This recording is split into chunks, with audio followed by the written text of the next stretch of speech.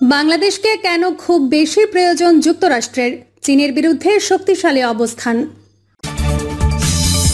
জানাবো ঘুষ, দুর্নীতি, টাকায় বিলাসী জীবন, বেগমপাড়ায় ছুটছেন সাহেবরা। এবং সর্বশেষ জানাবো রাজনাথ সিং এর বক্তব্য প্রসঙ্গে পররাষ্ট্র উপদেষ্টা, কোনোভাবে মনে করি না ভারতের সঙ্গে যুদ্ধ বিগ্রহের আশঙ্কা আছে। এতক্ষণ শুনছিলেন সংবাদ শিরোনাম, এবার বিস্তারিত। বাংলাদেশকে কেন খুব বেশি প্রয়োজন যুক্তরাষ্ট্রের? চীনের বিরুদ্ধে শক্তিশালী অবস্থান। বৈষম্য বিরোধী ছাত্র আন্দোলনে ছাত্র ও সাধারণ মানুষ নিহত হওয়ার পর আগস্টের শুরুতে সাবেক প্রধানমন্ত্রী শেখ হাসিনার বিরুদ্ধে তীব্র আন্দোলন শুরু হয়। এই আন্দোলনের মুখে গত 5 আগস্ট দেশ ছেড়ে পালিয়ে যান তিনি। এরপর একটি কথা চারদিকে ছড়িয়ে যায়, শেখ হাসিনার পতনের পেছনে কলকাঠি নেড়েছে যুক্তরাষ্ট্র। কারণ তিনি যুক্তরাষ্ট্রের কথা শুনে সেন্ট মার্টিনকে তুলে দেননি। এমন কথা ছড়ায় হাসিনাকে সরিয়ে বাংলাদেশে এখন নিজেদের পছন্দ অনুযায়ী সরকারকে বসিয়েছে যুক্তরাষ্ট্র, যারা তাদের কথা শুনবে। এছাড়া হাসিনা নিজে দাবি করেছিলেন সেন্ট মার্টিনের নিয়ন্ত্রণ চায় যুক্তরাষ্ট্র, তবে মার্কিন প্রশাসন হাসিনার পতনের পেছনে হাত থাকা ও সেন্ট মার্টিন চাওয়ার সব দাবি অস্বীকার করেছে। যুক্তরাষ্ট্র সেন্ট মার্টিন চাওয়ার বিষয়টি প্রত্যাখ্যান করেছে, কিন্তু যুক্তরাষ্ট্রের জন্য বাংলাদেশ সামরিক দিক দিয়ে কৌশলগতভাবে খুব গুরুত্বপূর্ণ। ইউএস নেভাল ইনস্টিটিউটে এ নিয়ে একটি কলাম প্রকাশিত হয়েছে। এতে বলা হয়েছে, যুক্তরাষ্ট্র যদি বাংলাদেশের সামরিক দিক দিয়ে পা রাখতে পারে, তাহলে তারা চীনের বিরুদ্ধে আরেকটি শক্তিশালী অবস্থান নিতে পারবে। এছাড়া যুক্তরাষ্ট্রের নৌবাহিনীর লজিস্টিকের জন্য এবং ইন্দো প্যাসিফিক অঞ্চলে অন্যান্যদের কার্যক্রমে বাধা দিয়ে যুক্তরাষ্ট্রের লক্ষ্য অর্জনে সহায়ক হবে এটি। আরও বলা হয়েছে, বাংলাদেশ নৌবাহিনীর সঙ্গে কাজ করে মার্কিন সেনারা এসব ঘাঁটি ব্যবহার করে চীনের প্রকল্পগুলোর ওপর নজরদারি চালাতে পারবে। এছাড়া বাংলাদেশের অবস্থান বঙ্গোপসাগরের গুরুত্বপূর্ণ জায়গায় হওয়ায় এটি ব্যবহার করে মালাক্কা প্রণালীতে তারা টহল দিতে পারবে। এই প্রণালীটি চীনের অর্থনীতি এবং শিল্পের জন্য খুব গুরুত্বপূর্ণ। কলামে আরও বলা হয়েছে, যেহেতু বঙ্গোপসাগরে যুক্তরাষ্ট্রের কোনো ঘাঁটি নেই, যদি এই অঞ্চলে কোনো দ্বন্দ্ব বাধে, সেটি মোকাবেলায় বাংলাদেশের নৌঘাঁটিগুলো মার্কিন নৌবাহিনীর জন্য নিরাপদ স্থান এবং লজিস্টিক হাব হতে পারে। এছাড়া মাতারবাড়ির নির্মাণাধীন গভীর সমুদ্র বন্দরের কথা উল্লেখ করা হয়েছে এই কলামে। এতে বলা হয়েছে, বাংলাদেশ এখন মাতারবাড়িতে একটি গভীর সমুদ্র বন্দর তৈরি করছে। এতে সহায়তা করছে দ্বিতীয় বিশ্বযুদ্ধের পর থেকে যুক্তরাষ্ট্রের সবচেয়ে বিশ্বাসযোগ্য ও গুরুত্বপূর্ণ মিত্র জাপান। তারা চাইলে বাংলাদেশ ও যুক্তরাষ্ট্রের মধ্যে থাকা দূরত্ব দূর করতে পারবে। এছাড়া নিশ্চিত করতে পারবে, যদি ভবিষ্যতে কোনো যুদ্ধ বাধে, তাহলে মালাক্কা প্রণালীর টোপকে চীনকে প্রতিরোধে সহজ হবে। চীন মিয়ানমার বাণিজ্য করিডোর ব্যবহার করে পণ্য পরিবহন করতে পারবে না। এতে করে বঙ্গোপসাগরে চীনের বিরুদ্ধে সুবিধা আদায় করে নিতে পারবে যুক্তরাষ্ট্র। কলামটিতে আরও বলা হয়েছে, বাংলাদেশ যুক্তরাষ্ট্রকে চীনের বিরুদ্ধে লং রেঞ্জ আইএসআর সুবিধা দিতে পারবে। ঘুষ, দুর্নীতি, টাকায় বিলাসী জীবন, বেগমপাড়ায় ছুটছেন সাহেবরা। ঘুষ, দুর্নীতি সহ নানা অবৈধ উপায়ে দেশের সাধারণ মানুষের টাকা লুটে নিয়ে একদল বিলাসী জীবনযাপন করছে কানাডার বেগমপাড়ায়। কেউ বা দুবাই, মালয়েশিয়ায়, সিঙ্গাপুরে। দুর্নীতিবাজ, রাজনীতিবিদ, সুবিধাবাদী, আমলা, ক্ষমতার শীর্ষ মহলের ঘনিষ্ঠ ব্যবসায়ীরা হাজার হাজার কোটি টাকা লোপাট করে এখন লাপাত্তা। একসময় ওইসব সাহেব দেশে টাকা লুট করতেন, আর তা নিজেদের বউ বাচ্চাদের বেগমপাড়া কিংবা সেকেন্ড হোমে বিলাসী জীবনযাপনের জন্য পাঠাতেন। এখন ওই সাহেবদেরও অনেকে বেগমদের সঙ্গে যোগ দিয়েছেন। অন্তর্বর্তী সরকার ক্ষমতায় আসার পর রীতিমতো কানাডার বেগমপাড়া কিংবা সেকেন্ড হোমে দেশ থেকে পালিয়ে যাওয়া রাজনীতিবিদ, আমলা আর ব্যবসায়ীর ভিড় বেড়েছে বলে জানা গেছে।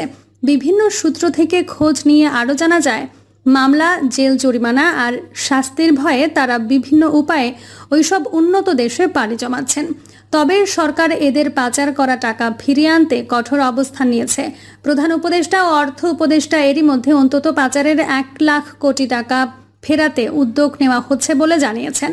আওয়ামী লীগের যুগ্ম সাধারণ সম্পাদক ও সাবেক সংসদ সদস্য মাহবুবুল আলম হানিফ, তার 2 ছেলে ফাহিম আফসার আলম ও ফারহান সাদিক আলম এবং মেয়ে তানিশা আলম থাকেন কানাডার টরন্টোতে।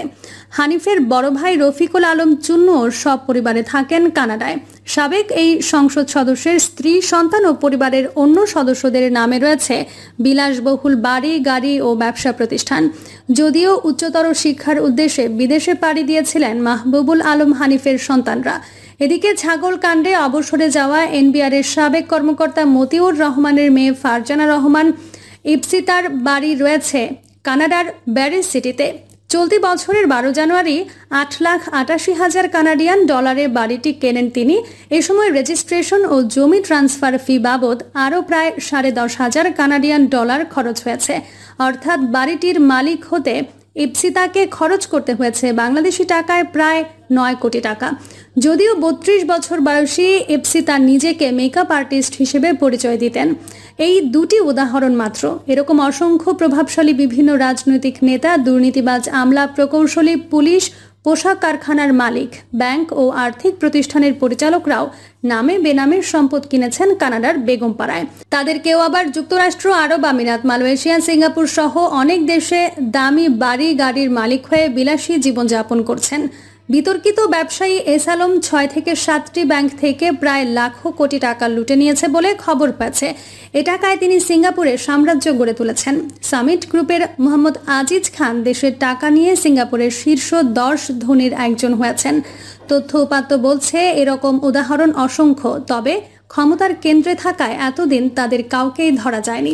জানা যায় গত 16 বছরে ওভার ও আন্ডার ইনভয়েসিং এর মাধ্যমে অবৈধ চ্যানেল ও হুন্ডির মাধ্যমে বিপুল অর্থ পাচার করেছেন তারা।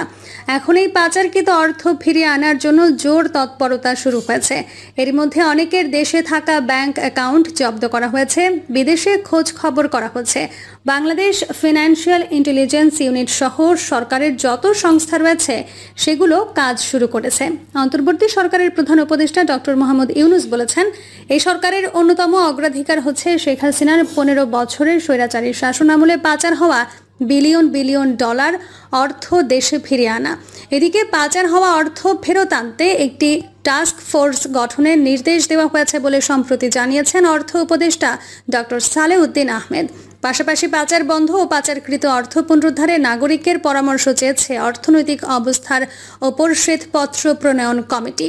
সূত্র বলছে, কানাডার টরন্টো শহরের বিভিন্ন অভিজাত এলাকার পাশাপাশি মিসিসোগা, হ্যামিল্টন, ওয়েলফ ও অন্টারিও লেকের পাশের উপশহরগুলোর প্রাসাদোপম অট্টালিকা ক্রয় করেছেন দুর্নীতিবাজ আমলা ও রাজনীতিকরা। সেখানে বসবাস করছেন তাদের স্ত্রী, সন্তানরা। অবসরে অবকাশ যাপনে তারাও বিভিন্ন সময় পাড়ি দেন দেশটিতে। এদিকে গত 5 আগস্ট বৈষম্য বিরোধী ছাত্র আন্দোলনে আওয়ামী লীগ সরকারের পতনের পর ওইসব সাহেব বেগমদের সঙ্গে কানাডায় যোগ দিয়েছেন।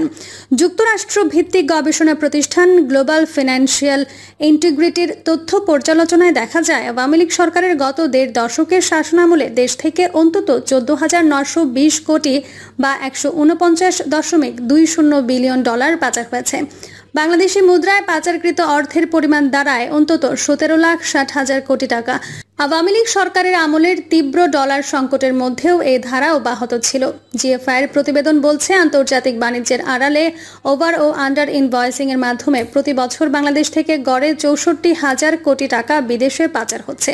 2016 থেকে 2020 সালে অর্থাৎ 5 বছরে পাচারকারীরা 3,20,000 কোটি টাকা পাচার করেছে, যার মধ্যে শুধু 2015 সালে এক বছরেই পাচার হয়ে যায় 98,000 কোটি টাকা। পাচারকৃত টাকার পরিমাণ বিবেচনায় 2019 সালে দক্ষিণ এশিয়ায় পাচারকারী দেশ হিসেবে বাংলাদেশের অবস্থান দ্বিতীয়।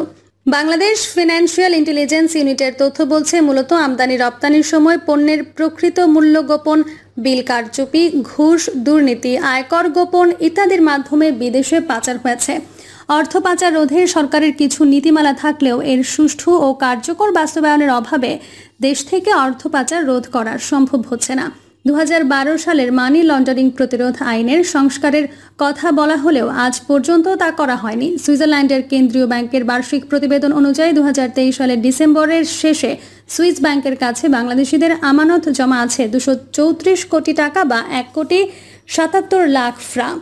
তবে পাচারকারীরা এখন সুইস ব্যাংকের বিকল্প হিসেবে ইউএসএ, কানাডা, অস্ট্রেলিয়া, মালয়েশিয়া সহ অনেক দেশে অর্থ পাচার করছে বলে জানা গেছে। ঢাকা বিশ্ববিদ্যালয়ের অ্যাকাউন্টিং অ্যান্ড ইনফরমেশন সিস্টেমস বিভাগের সহযোগী অধ্যাপক আল আমিন বলেন, গত 15 বছরে বিভিন্ন উন্নয়নমূলক প্রজেক্টের আড়ালে হাজার হাজার কোটি টাকা লুট হয়েছে। লুট করে স্ত্রী সন্তানদের নামে হুন্ডি এবং ওভার ইনভয়েসিং এর মাধ্যমে এই টাকা পাচার করা হয়েছে। শুধু ব্যাংক অ্যাকাউন্ট ও বিও হিসাব ফ্রিজ করে দুর্নীতিবাজদের সম্পদ দেশে ফিরিয়ে আনা সম্ভব নয়। তদন্তের মাধ্যমে তাদের চিহ্নিত করে সেই সম্পদও জব্দ করার প্রক্রিয়া শুরু করতে হবে। ট্রান্সপারেন্সি ইন্টারন্যাশনালের নির্বাহী পরিচালক ডক্টর ইফতেখারুজ্জামান কালের কণ্ঠকে বলেন, পাচারকৃত অর্থ ফেরত আনার বিষয়ে একটি নীতিমালা আছে। প্রিয় দর্শক, এই ছিল এখনকার সর্বশেষ সংবাদ। আপডেট সব সংবাদ পেতে চ্যানেলটি সাবস্ক্রাইব করে বেল আইকনটি ক্লিক করে রাখুন।